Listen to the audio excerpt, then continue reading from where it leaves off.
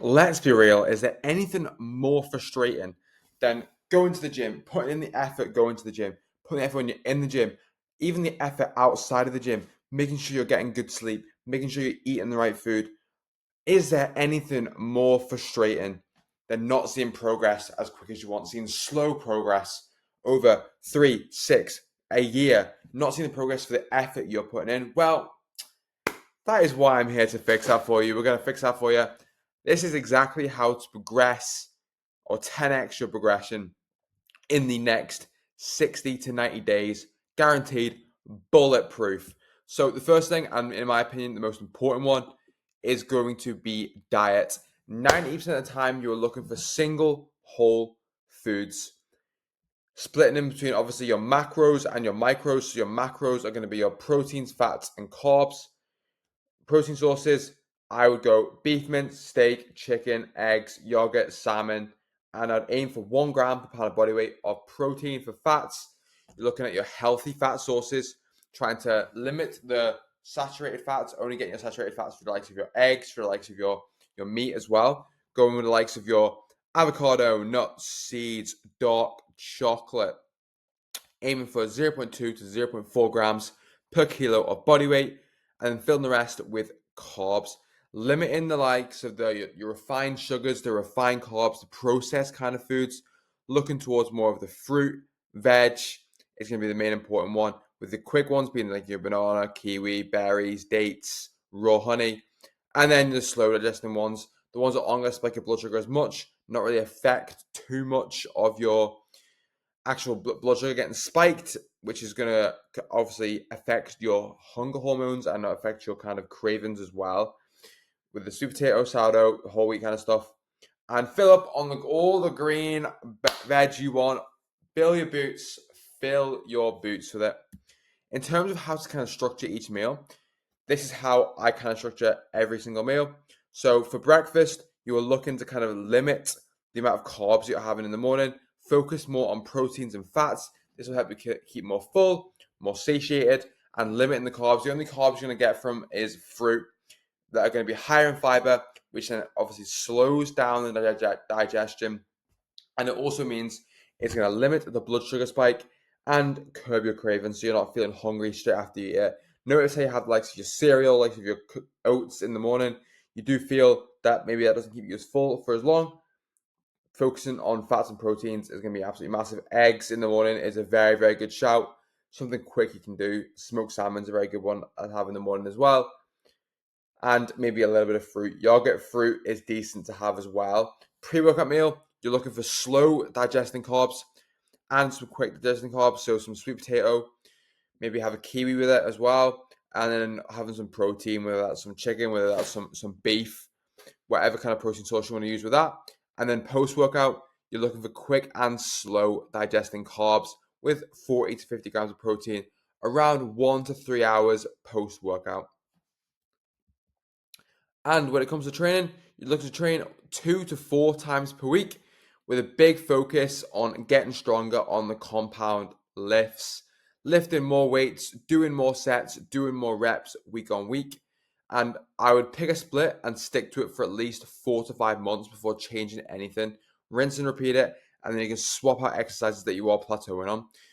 And make the lowering the weight. So, for example, if you're doing a chest press, the lowering of the weight needs to be double the amount of time. So, if you do 2 seconds on the way down, 1 second on the way up, you want the lowering of the weight being longer than the obviously pushing the weight forward. For example, in terms of how to structure kind of rep ranges, if you do a bicep curl for 10 kilos for 8 reps 1 week, you're then looking that next week to add in more reps to build you up to kind of 12, the end of your rep range.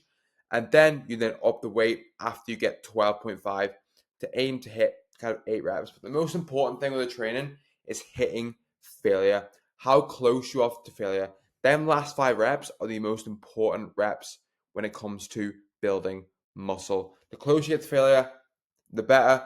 Every single set, 1 to 2 reps off complete failure is 100% recommended. And then obviously you then rinse and repeat that. If you get to a set and you see your rep range is given is like kind of 12 and you hit 12, don't just stop there. And if you've not finished, do the rest of the set, do as many reps as you can, and then that next set you can kind of up the weight to get inside of the rep range again. In terms of sleep, it is the glue that holds this all together. I would be aiming for 7 to 9 hours of sleep per night. And you're asking, Jack, how do you do that? So, one of the few things you can do is the first thing you can do, not what I'm doing now, it's currently 10 a.m. So, I can do this. But the first one is cut caffeine 8 to 10 hours before you go to bed. It has a stays in your system for around 8 to 10 hours after you drink it. So that's when you cut off caffeine, have your last meal 2 to 3 hours before bed, so you're not going into sleep, still digesting food in your body, still digesting food while you're asleep. And then cutting your screen time 1 hour before bed. There is a setting on your phone that you can actually do that with, making sure to reduce the blue light. And you can also invest in blue light blockers, about a tenner, pretty decent. Put them on 2 hours before you go to bed. Very, very good. Next thing you can do, make the room cold, reduces core body temperature, which obviously helps you get into a deeper kind of sleep, and make the room dark. You ever notice when you're asleep and you get woken up with each other kind of light, maybe your blinds or your curtains aren't fully blackout? Get yourself a mask. Eye mask is very, very good. Costs like £7 on Amazon. One of the best investments I've ever made. So good. Keeps you asleep. Gets into a deep sleep where obviously growth hormone is then released, which will obviously help you recover from the gym sessions that you're currently doing. And the last one, I'd do all these first, and then I'd go into kind of using magnesium glycinate. Would be a great one to add in around 2 hours before you go to bed. Is what I'd recommend. And then, in my opinion, you've got two options here. So you need a system that you can stick to long term. You need a system, and I'll be honest, a system takes time, and you can either do one or two things. You can either take the time, use trial and error, see what works, see what kind of doesn't work, and then find the system that works for you. Like I said, that takes time. Or you can pay someone to save you the time so you're not leaving it down to chance. And that's where you obviously pay a coach to sort that out for you. Basically, the choice is yours. You either spend the time going through this and kind of going, right, different trial and error things, see what kind of works, or you cut out the middleman and go, right, this person's going to do it for me, help me out for me, and then obviously fast forward your results tenfold.